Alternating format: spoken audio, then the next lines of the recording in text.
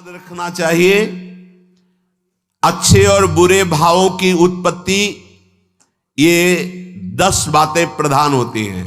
आपके अंदर अच्छे भाव आ रहे हैं या बुरे भाव आ रहे हैं तो उनमें ये 10 बातें प्रधान हैं। पहला, स्थान। आप कहां बैठे हैं, कहां रह रहे हैं, किस जगह खड़े हैं, आपको स्थान देख करके ही बर्ताव में उतरना है। जैसे मदिरालय है, आप वहां खड़े होंगे तो तमोगुण अपने आप बढ़ने लगेगा, आसुरी प्रवृत्ति बढ़ने लगेगी। ऐसे ऐसे जिस स्थान पर खड़े होने से, देखने से, बात करने से हमारी वृत्ति बिगड़ रही, उस स्थान का तत्काल त्याग कर देना चाहिए, वहां से हट जाना चाहिए।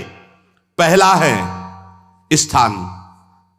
जैसे सत्संग, यमुना जी का एकांतिक पावन तट, किसी लता के नीचे, किसी संत भगवान के सानिध्य में, अब हमारा ये स्थान भजन वृत्ति बढ़ाएगा।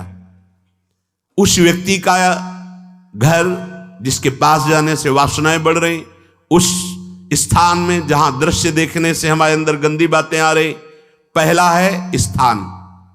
दूसरा है अन्न। बहुत बड़ा प्रभाव अन्न का होता है। अगर अधर्म के द्वारा कमाया हुआ अन्न है तो बुद्धि अधर्म में ही लगेगी। यदि भोजन पकाते समय, रसोई रांधते समय आप विकारात्मक चिंतन कर रहे हैं तो कोई भी प्रसाद पाए उसके अंदर विकार जागृत हो जाएगा।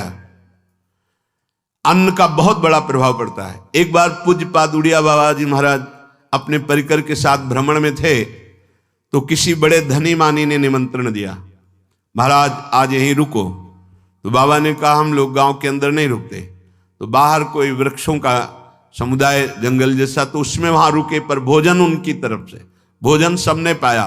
जब सुबह हुआ तो महात्मा जन, साधक जन एक दूसरे की तरफ देखे और बोले आज तो हमको बड़ा दोष हुआ, गंदा स्वप्न आया और हमारा संयम बिगड़ गया। बोले ये तो हमको भी हुआ, जितने थे सबको हुआ। उड़िया बाबा के समीप गए, बाबा ने कहा अच्छा ऐसा हुआ, ये तो अन्न दोष है, बुलाओ सन्न पवाने वाले को, फिर चलेंगे। बुलाया और बाबा ने कहा बिल्कुल सत्य बोलना, नहीं तो आप जानते हो इतने महात्माओं के संयम को आपने भ्रष्ट कर दिया, सत्य बोलना क्या बात थी। उनका महाराज संतान नहीं हो रही थी, सुना था आप बहुत सिद्ध महापुरुष हैं तो आपके परिकर को इसीलिए पवाया, अंदर काम भाव था कि हमारे कामना थी कि संतान उत्पन्न हो, वैसे चिंतन करते हुए बनाया ऐसे। बोले सबका संयम नष्ट कर दिया, होश में, नरक जाने वाली बात मत सोचो। अरे संतों को पवाओ जैसे अपने पुत्र को पवाते हैं, ऐसी भावना करनी चाहिए। आज हो भाग्य तो परिणाम खुद मंगल में निकलेगा। काम भाव से युक्त होकर क्यों बनाया, सब संतों के अंदर विकार पैदा कर दिया। अन्न का प्रभाव पड़ता है, हम जैसा अन्न पाते हैं वैसा। कई बार सुनाया है, सिद्ध महापुरुष पूज्य प्रातः स्मरण श्री बलराम दास जी महाराज झाड़ू मंडल के, यमुना के पावन तट पर ही है, रास मंडल के पास ही, वो अपने एक लता के नीचे बैठे हुए भगवत चिंतन कर रहे थे। अचानक यमुना जिस नजदीक है तो कोई माई स्नान किए हुए निकली तो नेत्रों ने देखा और विकार उत्पन्न हो गया। वयोवृद्ध सिद्ध महापुरुष, उन्होंने कहा आप तो इस शरीर को नष्ट कर दूंगा। शिष्यों ने कहा महाराज ऐसा क्यों? बोले किसी माता के शरीर को देखकर हमारे अंदर विकार क्यों आ गया? ऐसा नहीं, आज तक कभी नहीं हुआ, ऐसा क्यों हुआ? उनका महाराज आपस में सब शिष्यों ने कि कुछ ना कुछ तो खान पान में गड़बड़ी हो गई तभी ऐसा हुआ। बाबा आज परिक्रमा करते हैं वृंदावन की, बाद में आप जो आदेश करेंगे जैसा करेंगे, पहले परिक्रमा। वृंदावन की परिक्रमा का बहुत बड़ा प्रभाव, जब कभी मन आपका ऐसा विक्षिप्त हो, परेशान हो, तत्काल परिक्रमा प्रारंभ कर देना, नाम जप करते हुए। आप देखना परिक्रमा पूरी होते होते शांति हो जाएगी। बाबा ने खूब नाम कीर्तन करते हुए शिष्यों के साथ परिक्रमा दी, मन का विकार शांत हो गया। उनका ऐसा कैसे हो सकता है कि हमारे अंदर विकार आ गया? ये बड़ी सूक्ष्मता का विषय है। कल प्रसाद कहां से आया था? तो उस समय लाड़ेले गोविंद देव जी महाराज यहीं विराजमान थे वृंदावन में। बोले तो ठाकुर गोविंद देव जी का प्रसाद आया था। लकुट उठाई, गए वो तो भगवत स्वरूप तस्मित तज्जने भेदा भावात, भगवान और भगवान के ऐसे जनों में भेद नहीं होता, वो भगवत स्वरूप होते हैं। गए और कहा बताओ आपका प्रसाद न पावे तो अपराध लगे कि प्रसाद नहीं पाया, और प्रसाद पावे तो हमारे अंदर काम जागृत हो जाए, हम तो मरे ना दोनों तरफ से। तो ठाकुर जी बात कर रहे थे, दूसरों को नहीं सुनाई दे रहा था। कह रहे थे कि देखो नाराज मत हो, कलकत्ता की वैश्या थी, उसने भोग लगाया, अब उसने भोग लगाया तो हमने चख पाया, तो आपको प्रसाद का किनका लेना चाहिए? किसने कहा था कि पूरा प्रसाद पाइए? जरा किनका ले लेते हो, मधुकरी पाते। हाँ ये बात आपकी मान, तो हमारा तो पूरा विश्व है, कोई भी भोग लगाएगा हम तो पाएंगे। और हमारे प्रसाद की निष्ठा आप सबके हृदय में, तो किनका लीजिए, पूरा मत पाइए। सोचिए, भगवद अर्पित प्रसाद और वृत्ति भगवान ने आदेश किया किनका पाओ, माधुकरी मांग के खाओ। यहां वर्णन कर रहे, यदि हम अन्न थोड़ा भी हमारे अंदर दूषित चला गया, तो जब कभी ऐसी विकार की भावना हो, आपके अंदर विकार बन रहा है, तो खोजिए। आपने कोई दृश्य देखा है, आपने किसी से बात की है, आपने कोई ऐसा संकल्प बनाया, नहीं, तो फिर भोजन दोष आ गया, अब आज उपवास कर दो। जब तक वो वृत्ति न नष्ट हो तब तक कुछ मत पाना, जल से काम चलाना, तो एक दिन एक पहर अपने आप शांत हो जाएगा। अगर बहुत विकलता हो रही तो नाम कीर्तन शुरू कर दो, भोजन मत पाना, नाम कीर्तन शुरू, बिल्कुल शांति मिल जाएगी, बिल्कुल। और ये तो उदाहरण महापुरुष इसलिए देते कि हम सावधान रहें। हमारे अच्छे भाव या बुरे भाव में ये 10 बातें बहुत प्रभाव डालती हैं। पहला स्थान, दूसरा अन्न, और तीसरा जल। पानी भी बहुत संभाल के, नहीं आजकल तो देखो प्रायः ऐसे दांत से प्लास्टिक नोचेंगे, ऐसे पानी पिएंगे, कब भरी गई, कहां भरी गई, कैसा पानी, बड़ा देखो कैसा हमारे भजन साधन के लिए विक्षेप पैदा होता चला जा रहा है। पहले सुंदर सरोवरों का जल, मतलब 15 वर्ष तो गंगा जल ही केवल पिया है, जो आकाशवृत्ति से मिला नहीं, गंगा जल ही पिया है। कुआं का जल, फिर आया हैंडपैप का जल, अपवित्र होने लगा। हैंडपैप में जो वाशर, अगर वो कहीं चमड़े का पड़ा हुआ है तो अपवित्र जल हो गया। अब हैंडपैप का भी अंतर ध्यान स्वरूप हो गया, अब तो नहीं दिखाई देता। अब रह गया है मोटर से निकले और फिल्टर में जाए, वो मशीन जो फिल्टर करती पानी को, आरओ, उससे। अब वो जिनके पास है तो है, नहीं तो परिक्रमा लगाया हो, आपको पानी पीने को नहीं मिलेगा। देखो कैसा समय आ गया। भोजन, पहले कोई दगाबाजी भोजन में तो नहीं करता था। गांव में जब जिसके यहां दूध बेचा जाता था ना, उसको बहुत लघु दृष्टि से देखा है, गाय माए एक बराबर होती है, ये दूध बेचता है। 10-5 किलो मठा तो आप ऐसे मांग के ले सकते थे, अगर अड़ोस पड़ोस में वो मठा मिल जाएगा। जब कोई उत्सव होता, फ्री दूध 100, 200, 500 किलो पूरे गांव के सब दे देते, कोई ऐसे बेचता था। अब दूध नहीं, जब बूढ़े लोग बैठते थे कहते थे पानी बिकेगा आगे चल के। आज पानी बिक रहा है, नहीं बिक रहा, पानी बिक रहा है। हमें लगता है सबको ही पैसे से ही पानी है, वो बोतलें नीली नीली नहीं, इतनी बड़ी बड़ी बिकती, उन्हीं से पानी पिया जा रहा है। आगे और समय जल का प्रभाव पड़ता है। जैसे हम गंगा जल पीते थे, सही कहते हैं, कई दिन जब भोजन नहीं मिलता तो पूरी पौष्टिकता गंगा जल से मिलती थी। गंगा माता के जल से ऐसा लगता था मानो हम परम पावन अमृत पान कर रहे हैं, सारी पौष्टिकता मिलती थी। कुएं का जल अपने आप में पौष्टिकता से युक्त होता है, जो हमें चाहिए। आज देखो जल की समस्या हो गई, पवित्र जल पीने के लिए हम तरस रहे हैं। कहां है जल, और कैसे मिलेगा जल? या तो आप पैसे वाले हो तो आप खरीद करके पीजिए, नहीं तो अब वो जल नहीं रह गया कि कुएं से निकाला पी लिया या सरोवर से पी लिया, या कैसा दुर्भाग्य है। जल का बहुत बड़ा योग है साधना में। जैसे स्थान का तो परम पावन वृंदावन धाम, अन्न का तो अब हम भगवत प्रसाद पाते हैं, तो जल का बहुत बड़ा योग है। आज दूषित होता चला जा रहा है, क्योंकि अब हाथ की बात नहीं रह गई है कि आप सुंदर कुआं से जल लें या सरोवर से जल लें या आप नदी से जल लें। हाँ, स्वामी जी के लिए लिखा हुआ है कि रोज यमुना स्नान और रोज यमुना जल ही पान। हमारे वृंदावन के समस्त भगवत स्वरूपों का स्नान यमुना जल से ही होता था, हो रहा है और होता ही रहेगा। बिहारी जी के लिए आज भी कलश में भरकर यमुना जल ही जाता है। वो कपड़ा से ऐसे ढक के जब हम 2 बजे परिक्रमा देते थे तो एक महाभागवत है, वो किसी को छूते नहीं, दूर से कहते छूना मत, बिहारी जी के लिए जल जा रहा है स्नान के लिए बिहारी जी का। फिर चौथा है आपका परिकर, जहां पर रह रहे हैं वो समुदाय, चाहे परिवार हो या आप समुदाय, वो कैसा है, रजोगुणी है, तमोगुणी है, सतोगुणी है या त्रिगुणातीत भागवतिक है, उसका प्रभाव पड़ेगा। पांचवा है आपका पड़ोस, आसपास वाले घर, जैसा है वैसा प्रभाव पड़ेगा आपके ऊपर। पड़ोस निंदनीय है तो बंधन से युक्त होना पड़ेगा।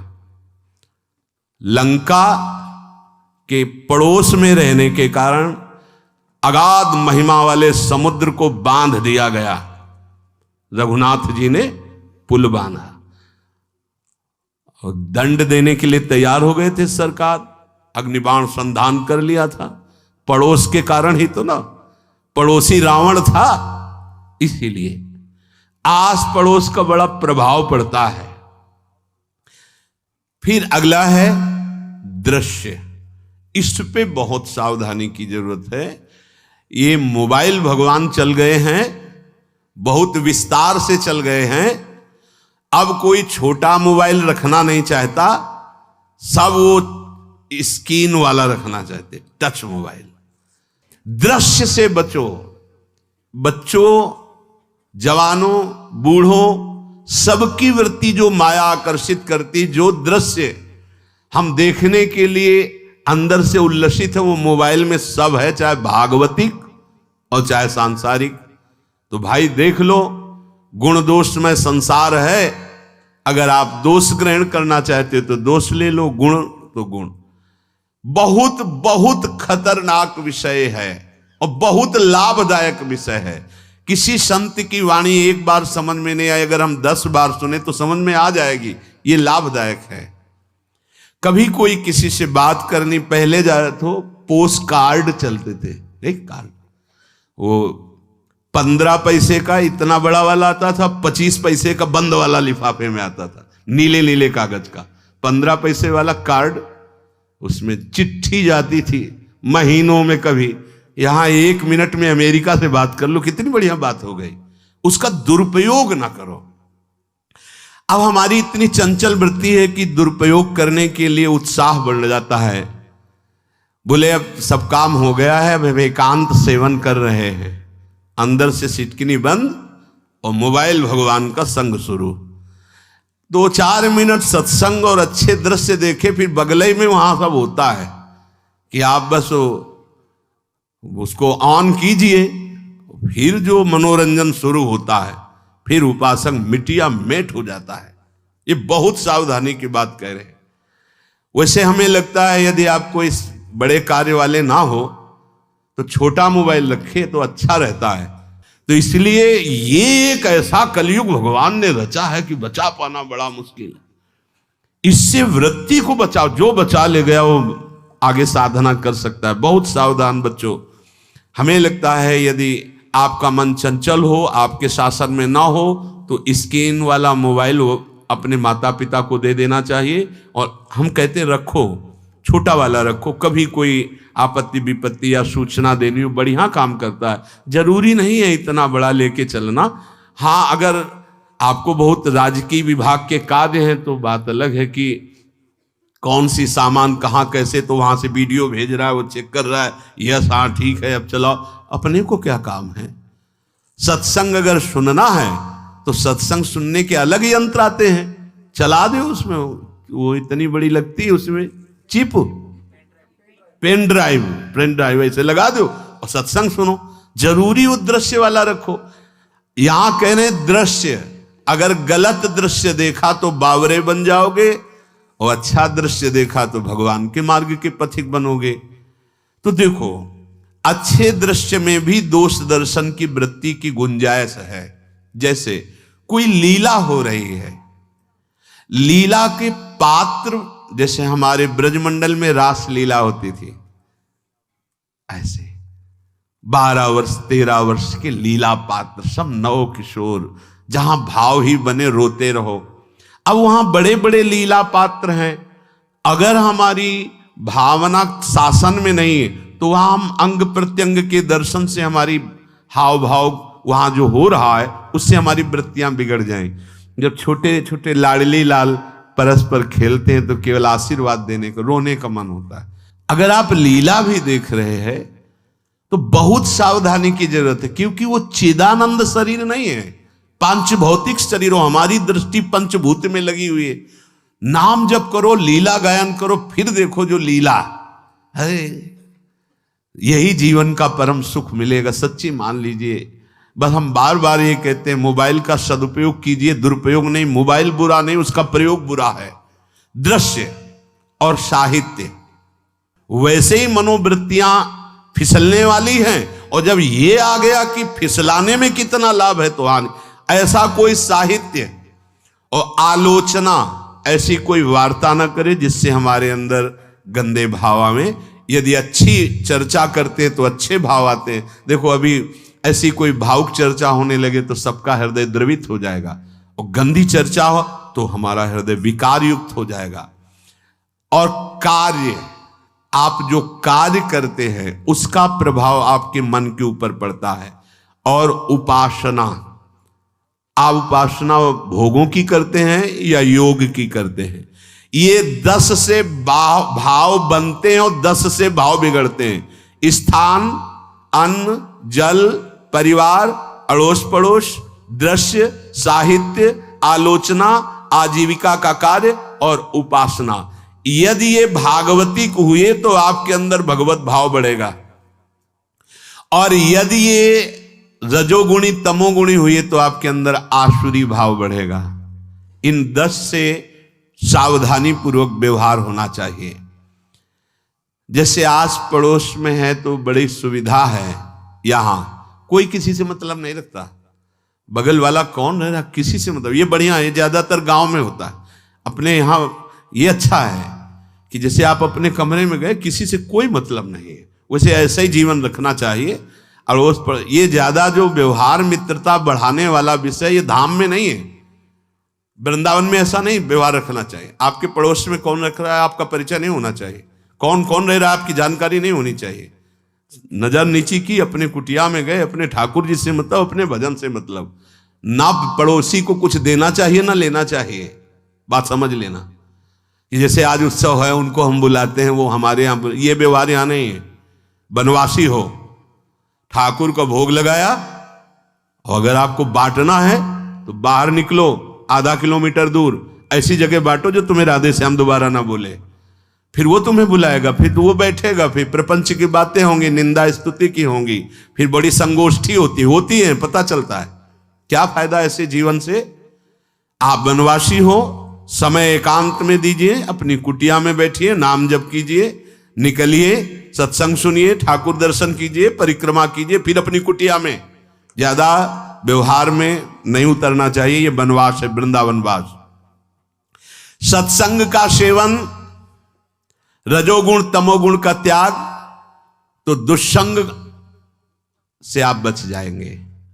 दुष्संग से बचने का मतलब है काम क्रोध मोह स्मृति भ्रंश बुद्धिनाश सर्वनाश कारणत्वात्। देवर्षि नारद जी कहते हैं, अगर दुष्संग का त्याग हो गया तो आप काम का, क्रोध का, मोह का, जो हमारी भगवत स्मृति का नाश कर देते हैं, जो हमारी बुद्धि का नाश कर देते हैं, जो हमारे सर्वनाश करने वाले हैं, इनका त्याग कर पाएंगे। कुसंग अगर हो गया तो इनका त्याग नहीं हो सकता, बहुत कठिन हो जाता है। भगवत संबंधी तत्वबोध होना या भगवत रहस्य लीला में प्रवेश पाना, जो अपनी इंद्रियों को भोगों में तृप्ति कराने की कोशिश कर रहे हैं, उनका चिंतन भोगों का ही होगा। तो कैसे तत्वबोध होगा, कैसे लीला में प्रवेश होगा, बस ध्यान देना है, कैसे हो पाएगा? क्योंकि जिस चित्त वृत्ति से भगवदाकार हमें वृत्ति करनी थी, वो तो हमने भोगों के चिंतन में लगा दी, भोग क्रियाओं में लगा दी। एक स्थिति होती है, जब आपकी चित्त वृत्ति भगवदाकार हो गई है, तो व्यवहार में रहते हुए भी विषयान ग्रहणंत मुंचंतु वा, खान पान उठना बैठना है, सब बाहरी क्रियाएं हो रही हैं, अंतर से वो अपने आराध्य देव में सदैव स्थित रहता है। उसका परिचय आपको जब ऐसे महापुरुष का सानिध्य मिलेगा, तो आप विषय सेवन करते हुए भी निर्विषय रहेंगे। आपके अंदर विषयों की प्रियता नहीं रह जाएगी, आपके अंदर एक प्रबल वैराग्य ऐसी धारणा बन जाएगी, कुछ नहीं, कोई भी तुम्हें प्रभावित नहीं कर सकता। यद्यपि खान पान हर्ष आदि की सब व्यवहारिक वृत्तियां हैं, पर उस महापुरुष का प्रभाव ऐसा होगा कि आपका हृदय निर्विकार हो जाएगा। और बहुत ही त्याग की सब बातें की जा रही, लेकिन हृदय भी सही है, तो संग से विषय रंग बढ़ जाएगा। ये देखा गया है। हृदय अगर निष्प्रिय है, जिसका हम संग कर रहे हैं, तो उसका परिणाम निष्प्रिय निकलेगा। व्यवहार में कुछ भी हो, निष्प्रियता ही आपकी बढ़ेगी, निर्विकारता बढ़ेगी, क्योंकि उसकी स्थिति का संग हो रहा है, उसका प्रभाव पड़ रहा है। तो सर्वनाश की जड़ है विषय चिंतन। ये बहुत बड़ी बात है। विषय चिंतन सर्वनाश की जड़ है। यहां विषय भोग नहीं कहा, क्योंकि चिंतन का परिणाम भोग है। पहले चिंतन होता है। साधक ध्यायतो विषयान पुंसः संगस्तेषु उपजायते, संगात् संजायते कामः, कामात् क्रोधो विजायते, क्रोधात् भवति सम्मोहः, सम्मोहात् स्मृति विभ्रमः, स्मृति भ्रंशात् बुद्धिनाशो, बुद्धिनाशात् प्रणश्यति सर्वनाश। कैसे हुआ? ध्यायतो विषयान पुंसः, विषयों का चिंतन। इसीलिए अनन्यश्चिन्तयन्तु माम भगवान आदेश करते हैं। विषय चिंतन न होने पावे, बिना चिंतन किए आपको कोई भी सुख नहीं मिल सकता। आप देख लीजिए, जगत के किसी भी भोग का सुख नहीं मिल सकता। चिंतन से ही आपको सुख की अनुभूति हो रही है। अगर आप चिंतन ना करें तो आपको कोई सुख नहीं मिल। आप चिंतन उसका घसीट लिया गया। अगर सुख होता तो भोग में मिल जाता, नहीं मिला। क्यों? कि बोले चिंतन नहीं। किसी को किसी गाढ़ विषय के चिंतन में फंसा दे, फिर उसके सामने भोजन रखे, खीर में नमक डाल दे, सब्जी में चीनी डाल दे और गाढ़ विषय में फंसा दे। तुम्हारा लड़का जो अकेला था, वो ऐसा ऐसा दुर्घटना हो गई, वो अस्पताल में, अब जल्दी से भोजन पाओ और निर्णय बताओ। वो बिल्कुल नहीं बता पाएगा कि खीर में नमक था, सब्जी में चीनी थी। उसका चिंतन वहां फंस गया। अगर ऐसे चिंतन हमारा प्रियाजू में फंस जाए तो संसार के सब क्रियाएं होते हुए भी वो परमहंस है, वो विदेह है। चिंतन, हम लोग चिंतन में चूक कर देते हैं, तो फिर क्रियाओं में हमको बंधना पड़ता है। नहीं, सच्ची माने कोई भी क्रिया उसे बांध नहीं सकती। तो क्या जिनका भगवत चिंतन होता है वो असत क्रियाएं भी करते हैं क्या? तो बोले जब चिंतन ही नहीं तो असत क्रियाएं कैसे हो सकती है? पहले क्रिया के असत चिंतन होता है। आप देखना, कोई भी कार्य पहले चिंतन होता है। इसीलिए यहां कह रहे हैं ध्यायतो विषयान पुंसा संगस्तेषु उपजायते। पहले सबसे पहले विषय का चिंतन होता है। अगर विषय का चिंतन ना होने पावे तो आपको कोई फंसा ही नहीं सकता भोग, कोई भी भोग नहीं फंसा सकता। जहां विषयों का चिंतन हुआ तो संग की प्राप्ति, विषय भोग की प्रबल इच्छा, प्रबल आसक्ति, और वो जो चिंतन हुआ था वही आपको सुख दे रहा है। वही, वहां सुख नहीं है, आपके चिंतन का वहां सुख। जैसा चिंतन, अगर आपका चिंतन विक्षिप्त कर दिया जाए, एकाग्र ना होने पाओ, तो किसी में आपको सुख नहीं मिलेगा पक्का। अगर वही चिंतन सावई मना कृष्ण पदार विंदे हो तो कोई सुख है। गोपी जनों के पति भी हैं, पुत्र भी हैं, पूरे परिवार की सेवा करती हैं, और बड़े बड़े परमहंस उनकी चरण रज वंदना करते हैं। क्यों? क्योंकि उनका चिंतन भगवान का हो रहा है। एक भी वृत्ति शरीर चिंतन में नहीं, बलिहारी है। मुरारी पादार्पित चित्त वृत्ति। विषयों के चिंतन से विषयों में आसक्ति पैदा होती है। आसक्ति से विषय कामना की प्रबलता और क्रिया होती है, और क्रिया में बाधा पड़ने से क्रोध पैदा होता है। क्रोध से मूढ़ता छाती है, मूढ़ता से स्मृति भ्रमित हो जाती है, स्मृति भ्रंश से बुद्धिनाश होता है, और बुद्धिनाश ही सर्वनाश है। इसलिए चित्त का निरंतर अधिक समय तक सावधानी पूर्वक भगवन नाम में, भगवत लीला में, आप सब भगवत कृपा पात्र जन है, चिंतन न बिगड़ने पावे। होता क्या है कि क्रिया से तो हम सावधान है, समाज है, क्रिया से तो हम सावधान, क्योंकि समाज भी है, व्यवहार भी है सामने, लेकिन चिंतन तो कोई नहीं जान रहा ना, अंदर ही अंदर हम क्या चिंतन कर रहे हैं। तो साधक चूक कर बैठता है। देखो, बाहर चूक होगी तो उसका प्रायश्चित हो ही जाएगा, चार लोग निंदा करेंगे, पिटोगे, अपमानित होगे, प्रायश्चित। लेकिन अंदर जो हमारा गलत चिंतन हो रहा, पूरा का पूरा अंदर हृदय मलिन कर देगा, हमें उस बात का प्रायश्चित भी नहीं होगा, हमें जलन भी नहीं होगी कि हम गलत चिंतन कर रहे हैं, क्योंकि सावधान नहीं है। खास बात साधना में चिंतन संभालने की है। काम क्रोध मोह स्मृति भ्रंश बुद्धिनाश सर्वनाश कारणत्वात्, देवर्षि नारद जी कह रहे हैं। चित्त का जहां अधिक चिंतन होता है वही हमारी तन्मयता बन जाती है, वही हमारा स्वरूप होने लगता है। बोले बहुत कामी पुरुष है, बोले बहुत क्रोधी पुरुष है, बोले बहुत नीच पुरुष है, पूरा संबोधन होने लगा उसके लिए, क्योंकि वो उसी चिंतन से, वैसी क्रियाओं से। अरे बोले तो बड़े भगत हैं, भगवान के स्वरूप है साक्षात। जो हम अधिक चिंतन करते हैं वही क्रियान्वित होता है, जो क्रिया होती, चिंतन होती, वैसे हमारा स्वरूप बन जाता है, वैसे हमारी स्थिति हो जाती है। सांसारिक विषयों और विषयी पुरुषों का शरीर संग, वाणी संग, मन के द्वारा संग, ये आपके अंदर विषय चिंतन बढ़ा देगा, विषय क्रियाओं में लगा देगा। इसलिए बहुत सावधान। विषय में कोई ताकत नहीं है, विषयासक्ति दुर्गति कर देती है। एक बार देवर्षि नारद जी जनक जी से कहा कि आप विदेह राज कैसे हैं, पत्नी भी है, परिवार भी है, सब वैभव भी है, वो आप एक राजा होते हुए विदेह राज। उनका आज विश्राम कीजिए, कल सुबह चर्चा करेंगे।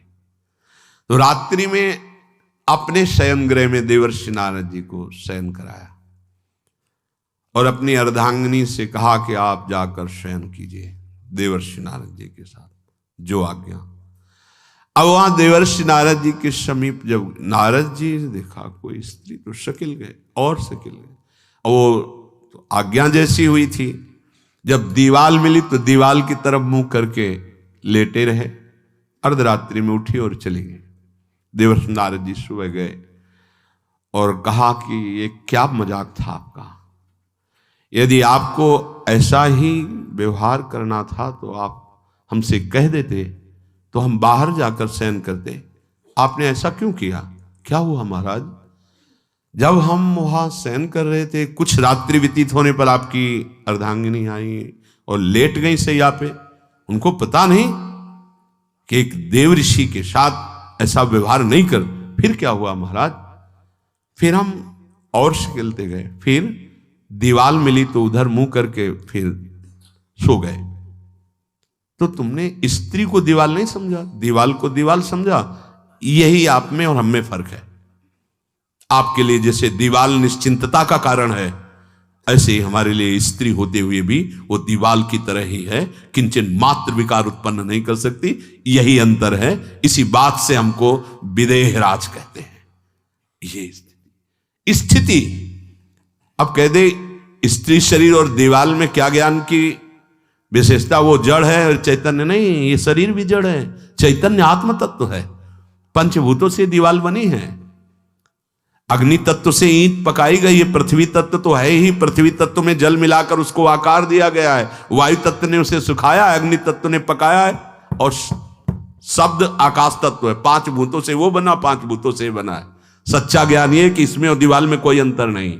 चैतन्य घन आत्म तत्व के कारण ये चलता फिरता नजर आता है, और वो खड़ा स्थायी जड़ दिखाई दे रहा है। इसमें भी भगवान है, उसमें भी भगवान है। इसमें भी पंचभूत है, उसमें भी पंचभूत है। नरसिंह भगवान खंभे से प्रकट हुए थे, बस केवल अज्ञान के कारण जड़ चैतन्य का भेद है। तब समझ में आया। ये जो हमारे अंदर भोगों की आसक्ति है, यही कामना प्रकट करते, यही पाप प्रकट करते, यही हृदय को मलिन कर दे। इसलिए हम अपने चिंतन को संभालें। चित्त चोर के चरणारविंद का चिंतन करें, निरंतर नाम जप करें, भगवद आश्रित रहें। प्रभु अपने भक्तों की रक्षा करते हैं, जैसे मां अपने बच्चे की। करो सदा तिनके रखवारी, जिम बालक राखे महतारी। राधा राधा राधा शेष जागे। श्री राधा वल्लभ लाल की। कौन ऐसा पृथ्वी में है जिसके रुपया बढ़ गया हो और अंधा ना हो गया हो? नेत्र होते हुए भी अंधा, जिसके खूब रुपया बढ़ गया हो, कुछ नहीं दिखाई देता। मनमानी, खान पान, आचरण, व्यभिचार, जुआ, मदिरा, न जाने कितने दोष बढ़ जाते हैं। कौन है ऐसा जिसके धन बढ़ा हो और नेत्र काम कर रहे हों? बोले भगवान का दास। चक्रवर्ती सम्राट तक का वैभव प्राप्त हुआ भगवान के भक्तों को, जैसे अम्बरीश जी महाराज। ऐसे कितने राजे महाराजे भगवान के भक्त। एक भी कोई सांसारिक अपराध और दोष नहीं। निर्मल महाभक्त, जिनके आगे दुर्वासा जैसे महातपस्वी भी भाग पड़े, उनके भजन के आगे टिक नहीं पाए। लोचन जुत नहीं अंध भयो, श्री पाई कौन नर। धन मदांध कर देता है। देखो, भगवान कुबेर के पुत्र हैं, भगवान पदवी है कुबेर जी की, धनाध्यक्ष भगवान कुबेर। नलकुबर मणिग्रीव कहां? देव गंगा अलकनंदा में दिगंबर हैं, कोई वस्त्र नहीं पहने। नदियों में निर्वस्त्र होकर स्नान करने का निषेध है। फिर पवित्र गंगा जी, यमुना जी, तो ये तो कभी भूल नहीं करना चाहिए। अरे गंगा होगा, हम करने गए हो कि कोनो नदी नाला में हो? कपड़ा लत्ता साबुन ये सब अपने घर में। गंगा जी गए, दूर से साष्टांग दंडवत किए, कहा ऐसे लगा, 5 डुबकी लगाई, बाहर निकल के चले आए। कपड़े से शरीर पोंछा और वो कपड़ा अपनी पॉलीथीन में डाला, अपने घर में धोया। ऐसे नहीं गंगा यमुना और गहन किया जाता है, यो ऐसे दलित दुराए जैसा। और वो उस यहां तक कि वो होश में भी नहीं थे, ऐसा व्यसन किए हुए थे। और दिगंबर कपड़ा भी नहीं पहने थे, और देवांगनाएं भी ऐसे ही थी। देखो श्रीमद ने कितना अंधा। कुबेर के पुत्र है ना, मनमानी। देवर्षि नारद जी पहुंचे तो देवांगनाएं तो भयभीत होकर वस्त्र धारण करके प्रणाम मुद्रा में, लेकिन ये फिर भी वैसे ही खड़े। कहा श्रीमद से तुम अंधे हो गए हो, तुम्हें नहीं दिखाई दे रहा? जाओ वृक्ष की तरह खड़े हो, तुम जड़ वृक्ष योनि को प्राप्त हो। अब चरणों में गिर पड़े महाराज, विनय करने लगे। अब संत का हृदय तो परम कोमल होता है, तो वृक्ष तो बनोगे पर नंद बाबा के घर के वृक्ष दरवाजे के बनोगे। जब भगवान श्री कृष्ण का अवतार होगा, बाल गोविंद को मैया जब उखल में बांधेगी, तो वो उखल तुम दोनों का स्पर्श कर, तो अब तुम्हारा उद्धार हो जाएगा और तुम्हें भगवत साक्षात्कार होगा, भगवत संभाषण, भगवत दर्शन। इस मुनिन कर क्रोधो मुक्तिदाता। तो कह रहे हैं लोचन जो तनय अंध भयो श्री पाई कौन नर। संपत्ति मिले और वो अंधा ना हो जाए, नेत्र हैं पर उसे दिखाई दे, बड़ा पापाचरण, बड़े बड़े पाप अपराध उनसे होते हैं जो श्रीमद से अंधे हो जाते हैं, बड़ी दुर्गति होती है। इसीलिए जो श्रीपति का आराधन कर रहे हैं तो उनके पास जब श्री जी आती है ना, श्री लक्ष्मी को भी कहते हैं, जब लक्ष्मी जी अपने पति के साथ आती हैं तो उनके पति का वाहन क्या है? गरुण। सामवेद का उच्चारण हो रहा है। वैदिक सिद्धांत धर्म शास्त्र के अनुसार चलने वाला उसका जीवन होगा, चाहे जितनी संपत्ति बढ़ जाए। जो श्रीपति की आराधना करते हुए लक्ष्मी जी को प्राप्त करता है। और जब नारायण की आराधना नहीं होती, सीधे लक्ष्मी जी आती हैं, तो उनके लिए भी पर्सनल उनका वाहन है लक्ष्मी जी का। कौन सा वाहन आपको पता है? उल्लू। उल्लू को क्या दोष है? उसको दिन में नहीं दिखाई देता, उसको रात में दिखाई देता है। अर्थात अज्ञान अंधकार में बुद्धि चलती है, पाप में, ज्ञान में बुद्धि नहीं चलती। जिनके भगवत आराधना नहीं है, केवल लक्ष्मी जी की खूब बढ़ोतरी है, उनके ज्ञान में प्रवेश नहीं है। अज्ञान अंधकार, संसार का पद प्रतिष्ठा राग, इसमें बड़ा बड़ा सुर नाग लोक महिमंडल हूं को जो मोह कीन हो जैन। आहा, देवलोक, पृथ्वीलोक, नागलोक, पाताल लोक, ऐसा कौन है जिसको मोह ने परास्त न कर दिया हो? मोह मूल बहुसूल पद त्याग हो तम अभिमान, भजहु राम रघुनायक कृपा सिंधु भगवान। मोह गए बिनु राम पद होई न दृढ़ अनुराग। मोह, मोह महामहिषेश विशाल, महान, सबको फंसाए हुए। मोह बहुत विचित्र है। मोह में क्या क्या नहीं होता, पूरा जीवन मोह में नष्ट हो रहा है। बड़ा मोह अंधकार फैलाए हुए है। देखो, छोटे छोटे बच्चे दूध पीते हैं, एक दूध वाला ऐसे गंदे केमिकल, ऐसे गंदे पदार्थ मिला रहा है और बड़े बड़े डिब्बों में दूध तैयार कर रहा है। उससे कहो तुम अपने आंगन में खेलने वाले बच्चे को दूध पिलावे 250 ग्राम, उसे पीटो भी तो नहीं पिलाएगा वो। और वही दूध वो घर घर जाकर के देता है। और छोटे छोटे बच्चे या किसी की भी आंतें बड़ी कोमल होती, क्यों? क्योंकि वो मोह से अपने परिवार का पोषण करने के लिए, अधिक धनवान बनने के लिए थोड़ा दूध मिला के और गंदे गंदे पदार्थ, ये जब आंतों में जाएंगी तो ये जहर कैंसर नहीं बनाएगा, ये उनकी आंतों को नहीं काटेगा, ये कोई रोग नहीं पैदा करे। पर वो मोह मूल में ऐसा फंस गया कि वो धन चाहता है और अपने परिवार का पोषण चाहता है, ये नहीं जानता कि ऐसे ही अन्य परिवार के बच्चे प्रिय हैं अपने परिवार को, उनका जो रोग आदि क्लेश आदि उनको होगा, वो तुम्हारे परिवार को सुखी कैसे रहने देगा? ये मोही पुरुष नहीं। टैंकर का टैंकर दूध और उसमें बिल्कुल केमिकल ऐसे बन रहे, ऐसे गंदे पदार्थों का प्रयोग किया जा रहा है खाद्य पदार्थों में। अभी एक आटा की फैक्ट्री, कई ऐसे पदार्थ जो बहुत हानिकारक और श्वेत है, उन खड़िया आटे में मिला करके, मतलब गजब है कि आदमी रोटी दाल तो खा सकता है लेकिन वो भी शुद्ध रहे। मोह ने अंधा कर दिया।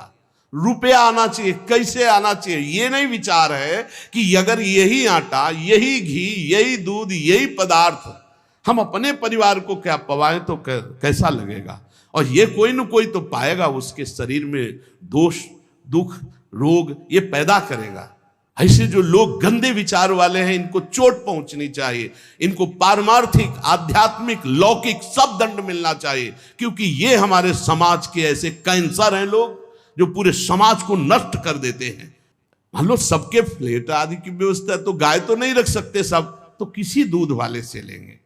अब दूध वाले को विचार करना चाहिए, घी बनाने वाले को विचार करना चाहिए, वस्तु बनाने वाले को विचार करना चाहिए। ये उसके उदर में जाएगा, कष्ट देगा। महंगा दे दो, सब 50 का देते हैं, तुम 60 का दे दो, लेकिन उसमें जहर मिला के देने की जरूरत क्या है। लेकिन मोह, अज्ञान, अंधकार ऐसा छाया हुआ है कि हर वस्तु दूषित, हर वस्तु दूषित। अब ऐसा है कि पानी भी शुद्ध नहीं मिल रहा है। पहले हम गांव में सुनते थे कि देखना रे, समय आएगा कि दूध बिकेगा। गांव में दूध नहीं बेचा जाता था। धर्मात्मा पुरुष के घर से दूध नपने लगे तो पड़ोसी करने लगते, देखो कितना बुरा समय आया, दूध बेचने लगे। आप समझ रहे हो, दूध व्यवहार में दिया जाता था। कोई रिश्ते नातेदार आ गए, पड़ोसी के पास गए, 5 लीटर दूध भरवा लाए, 10-5 लीटर मठा, ऐसे फ्री। हमारे ब्रजमंडल में तो फ्री बाबा लोग 5-5 लीटर मठा ले आए, सुबह पिए शाम पिए, सब ऐसे दूध बेचना। ये फिर वो कहते थे देखना समय आएगा पानी बिकेगा। कुआं थे, कुआं सूख गए, कुआं बावड़ी। अगर छक के प्यास लगी है तो 10-15 रुपया तुम्हारी जेब में होना चाहिए। पानी 1.5-2 रुपया लीटर दूध गाय का, 3 रुपया लीटर दूध भैंस का। ये हम अपने सामने खरीदा है। 35-40 रुपया किलो गांव के घी। 40-45 वर्ष की बात है। बहुत समय खराब आ गया। बोले सुरनाग लोक महिमंडल को जो मोह कीन्हो जयना। सबको परास्त कर रहा है मोह। मोह मूल बहुसूल, बड़ा कष्ट देने वाला ये अज्ञान मोह। मोह कोई ऐसा नागलोक सुरलोक देवलोक कोई ऐसा नहीं जिसको जीत न ले। तो कौन बचा? बोले जो भगवान के चरणों का आश्रय लिए, उसे मोह पराजित नहीं कर सकता, नहीं पराजित कर सकता। क्योंकि भगवान के चरणारविंद का चिंतन होने से हृदय में अपने जैसा सबके प्रतिभाव होने लगता है। वो सोचेगा, वो विचार करेगा, मैं ऐसा नहीं कर सकता जिससे दूसरों को कष्ट हो। भजन करने वाला तो कभी ऐसा कर ही नहीं सकता, कभी नहीं ऐसा कर सकता। ये परम पवित्र देव सामग्रियों को दूषित कर रहे हैं लोग। कहा तुलसीदास सो उबरे, जेहि राख राम राजीव नयन। कमल नयन भगवान श्री हरि, जो उनकी शरण में गया, उनका भजन किया, वही बच सकता है, अन्यथा नहीं। भौह कमान संधान सुठान जे, नारी बिलोकनि बानते बाचे। कोप कृशानुगुमान अवाघट, ज्यों जिनके मन आव नाचे। लोभ सबे नट की बस हुए, कपि ज्यों जग में बहु नाच न नाचे। नीके हैं साधु सबे तुलसी, पैते श्री रघुवीर के सेवक साचे। भगवान के जो सच्चे सेवक हैं, हृदय से भगवान की शरणागति ले ली है, भ्रकुटी रूपी कमान पर बाण रूपी कटाक्ष मारते हुए सबको मोहित कर सकती माया, लेकिन भगवान श्री हरि के दास को नहीं। नाम चल रहा है, भगवान का भरोसा है, सच्चे मानो, बड़ी मस्ती। काला सर्प काट लेगा तो मंत्र से जहर उतर जाएगा, अस्पताल चले जाओ, वहां इंजेक्शन लगवा लो, बच जाओगे। लेकिन भोग वासना का जहर चढ़ गया, ये नहीं उतरने वाला है। जन्म जन्म केवल भगवान ही बचा सकते हैं। जो लोग भगवान का भजन नहीं करते, बड़ी विचित्र दशा है।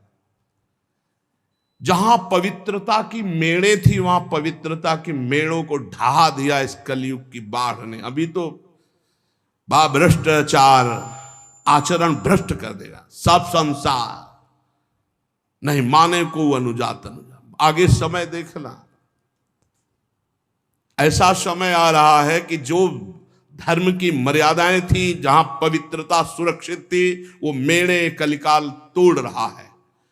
भगवान का आश्रय ही मात्र एक पवित्र रख सकता है, दूसरा कोई आश्रय नहीं। भगवान के सहारे होकर नाम जप कर रहे, इन किन प्रकारेण वो लड़खड़ाते लड़खड़ाते ये पार हो जाएगा पक्का। जिसने भगवान का सहारा नहीं लिया, जो भौह कमान संधान सुठान जे, नारी बिलोकनि बानते बाचे। कौन? तेई रघुवीर के सेवक साचे। जो भगवान के साचे दास है, वही बच सकते हैं। वही भाई, ये ध्यान रखो, हरि प्रसन्न होंगे तो वैकुंठ का द्वार, साकेत का द्वार खोल देंगे। और संसार प्रसन्न होगा तो नरक का द्वार, त्रिविधम नरक सेदम द्वारम नासन्मात्मना कामः क्रोधा तथा लोभा, ले नरक, भोग नरक, नरक का द्वार। कोप कृशानुगुमान अवाघट, ज्यो जिनके मन आव न आचे।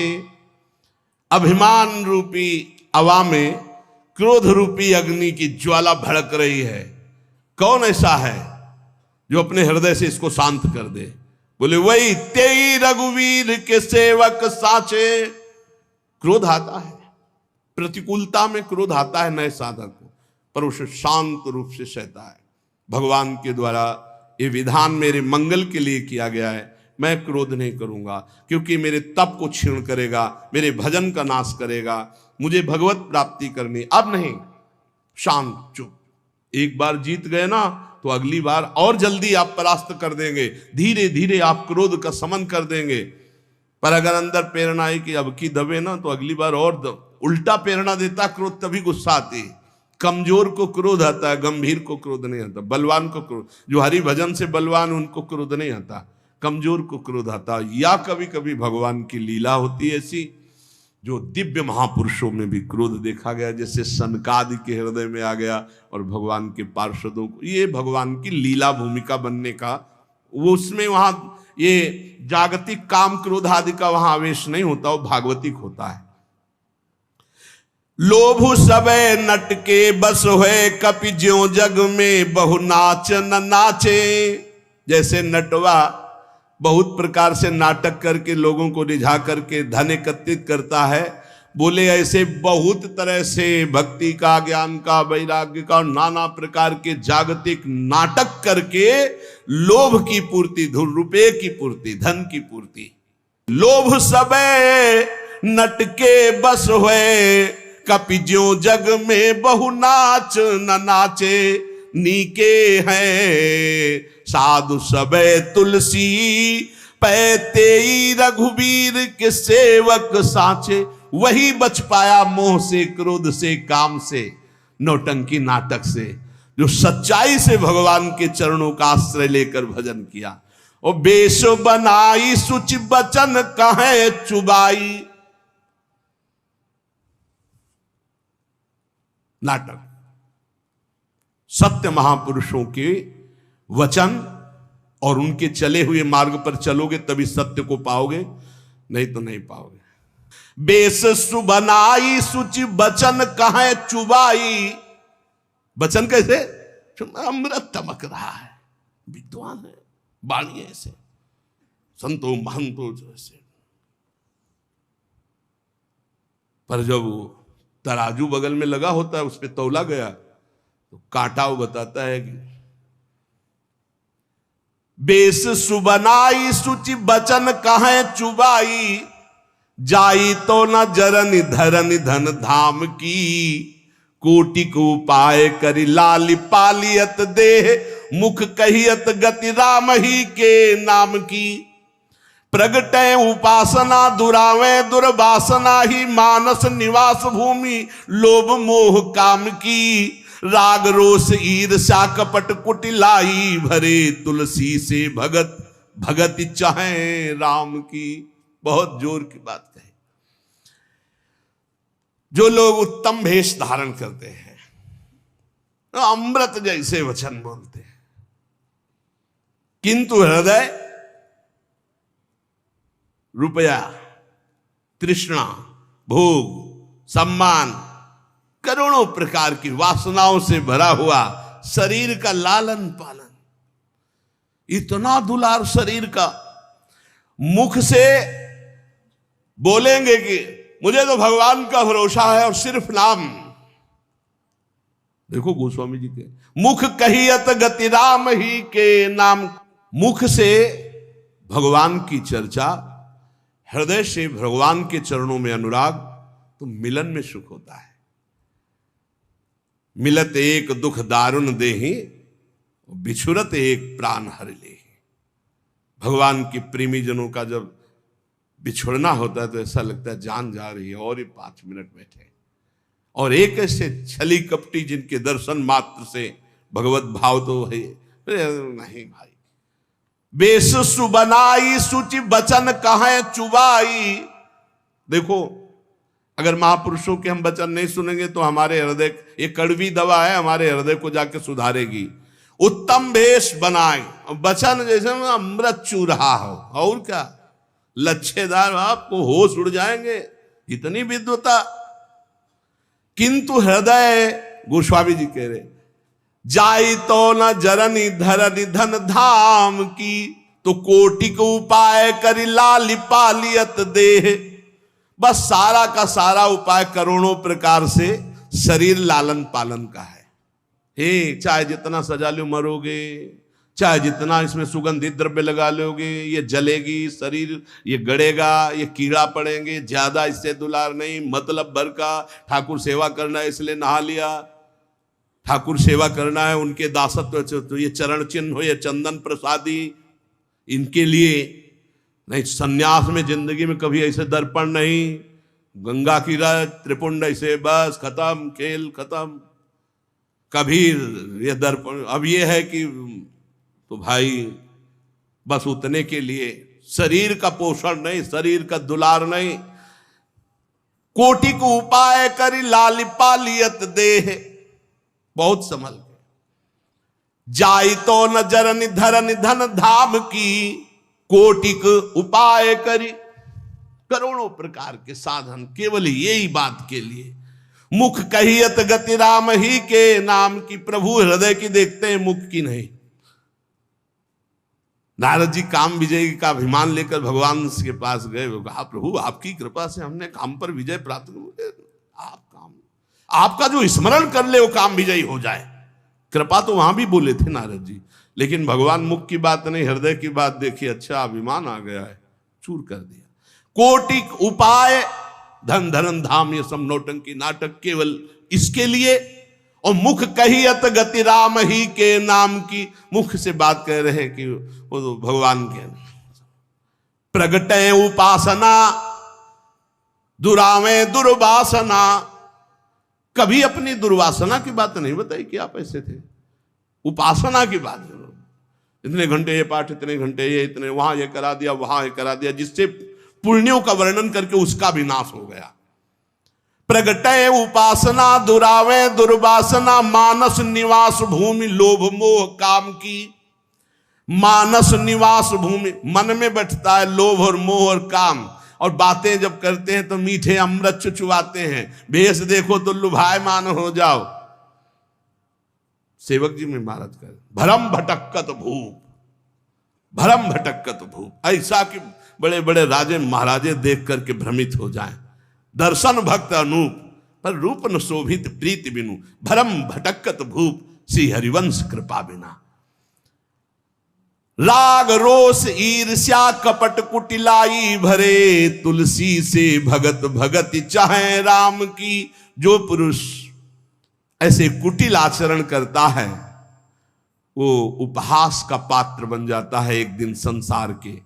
तुलसीदास जी कहते हैं, भोगों में आसक्ति, क्रोध, ईर्ष्या, कपट, कुटिलता भरे हुए और भक्त का बाना बनाकर दुनिया को ठगने की भावना रखते हुए, तो जब तक चल रहा तब तक चल रहा है। जिस दिन पोल खुली तो बोले ऐसे लोग कुटिल आचरण करने वाले संसार के उपहास का पात्र बनते हैं, वो कभी भगवान की भक्ति या भगवान को प्राप्त नहीं कर सकते। इसलिए हमें बहुत बढ़िया अवसर मिला है।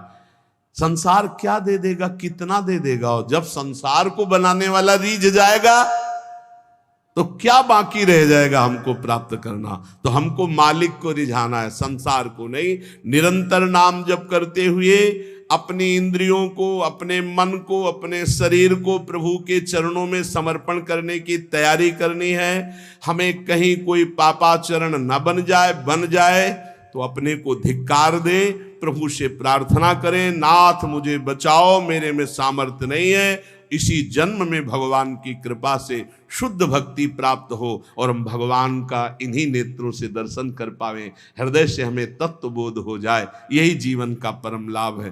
संसार में कुछ नहीं, सच्चाई से समझ लो, ये आकर्षण झूठा है। रोज का रोज हमारा समय नष्ट हो रहा है। एक चबेटा लगे गिर जाओ, पता नहीं कौन अंग कब काम करना बंद कर दे। इसलिए राधा राधा राधा राधा, बड़ा संकटपूर्ण संसार है, आपको नहीं दिखाई दे रहा। नाम जप कर लो, एक नाम जप कर लिया तो ये काम आ जाएगा। एक बार राधा बोल लिया ना तो ये काम आ जाएगा, पक्का काम आ जाएगा। पूरे रजिस्टर में लिखा मिलेगा कि एक बार राधा नाम बोला, तो उसका हिसाब आपके लिए बहुत मंगलमय बन जाएगा। और अगर आप हर श्वास नाम जप करते हैं तो फिर कौन सा मंगल रुक जाएगा आपका। एक बार जिन नाम ली हित सो होए अति दिन, एक बार की बड़ी महिमा है। आप बार बार नाम जप करें, आपका मन कभी भी कुछ, ये बड़े कनेक्शन है। ये खोपड़ी में इतने तार है, जब पता नहीं कौन सा तार खसक जाए कि ना चिंतन हो, ना बोलना, ना उठना, ना खड़े होना। अरे मजबूत नहीं है, ये सिस्टम बहुत खराब है, पता नहीं कहां से कौन सा स्क्रू ढीला हो जाए। अब दिमाग ही काम नहीं कर रहा है, तो बताओ क्या अभी दिमाग काम कर रहा है भगवान की कृपा से। राम राम, राधा राधा, हरि हरि, कृष्ण कृष्ण, खूब नाम जप कर लो, दूसरों का हित कर लो, दूसरों का मंगल कर लो। यहां कोई किसी से प्यार नहीं करता, झूठा प्यार है, मान लो। तो तुम भी झूठा स्वांग खेलो। पति पत्नी पुत्र परिवार ये सब भगवान का है, भगवान का मान के खेलो। हम पति नहीं है, हम सेवक है। तुम पत्नी रूप में आए हो तो जो मेरा कर्तव्य मैं पालन करूं, तुम पुत्र रूप में आए हो वैसा कर्तव्य, तुम समाज के रूप में वैसा कर्तव्य, लेकिन मैं भगवान का हूं, मेरे भगवान सब रूपों में है। सत्य की प्राप्ति हो जाएगी। बहुत बहुत जल्दी अपने आप को भगवान के हवाले कर दो, नहीं कब माया कौन सा खेल खिलाकर हमको भगवान से विमुख कर दे, फिर बहता चला जा रहा है प्रवाह में, कोई ठौर ठिकाना नहीं, कोई ठौर ठिकाना। कितना संसार कैसा है, हमें तो बहुत संसार बहुत धोखे का। राधा राधा राधा राधा, खूब नाम जप करो, एक भी क्षण व्यर्थ न जाए, बस हमारी सबसे यही प्रार्थना है। अध्यात्म का संपूर्ण ज्ञान भगवान के नाम में छुपा हुआ है। हम सब माया ग्रसित जीव हैं, हमें भगवान का नाम, भगवान का बल, भगवान की लीला कथा, भगवान के भक्त प्रेमी संत जनों के प्रताप से इस जन्म में निश्चित भगवत प्राप्ति होगी। बस हम कमर कस लें, हमारी सब कचाइयां भगवान दूर कर देंगे, हम सच्चे भक्त कहलाएंगे, हम सच्चे भगवान के भक्त हो जाएंगे।